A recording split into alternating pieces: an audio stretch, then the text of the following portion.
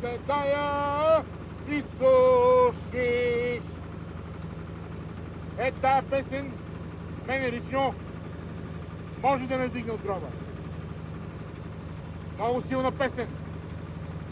За любов. Аз много съм страдал от любов. Много, много. Аз любовта много я харесвам и я искам.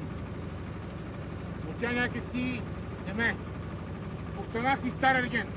Самотен, неосъждан и ерген. Имаш такава песен.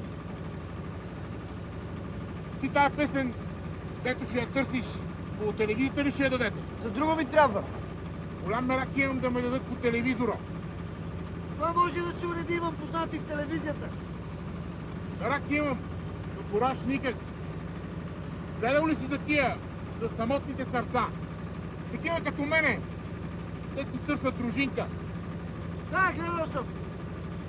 То да имаш и начин ти да ме снимаш и да ме дадеш на тия твоите хора. Да ме покажат по телевизията, а? Нищо не ни пречи. Само спри на баира, защото нищо няма да се чуе от трактора.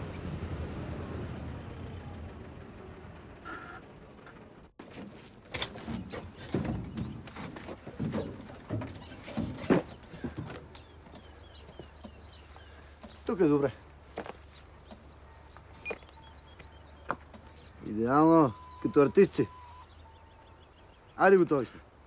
Казвам се Пело Тосков, тракторист съм, на 34 години, отслужил ерген, с материално положение. Живея на хубаво, красиво място. Живея също с майка ми и сестра ми. Сестра ми е болничка и аз се грижа за нея. Имаме къща с двор, 10 овце, 8 кози и една крава. Мляко всякакво.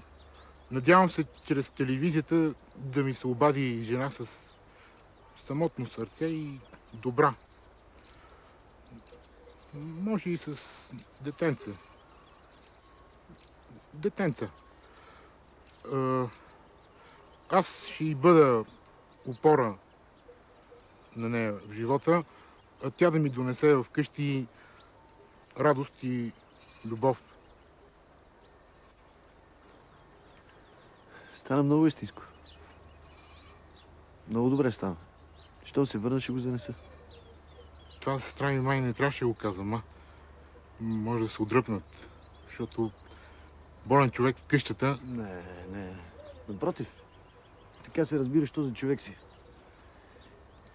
Плюс това няма да им се гънеш, я. Мъж си. И когато ти се обади, поне ще знаеш, че те приема такъв какъвто си.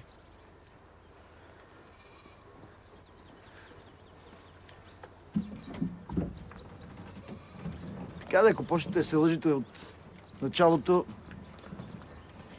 става ад. Нека да я сам.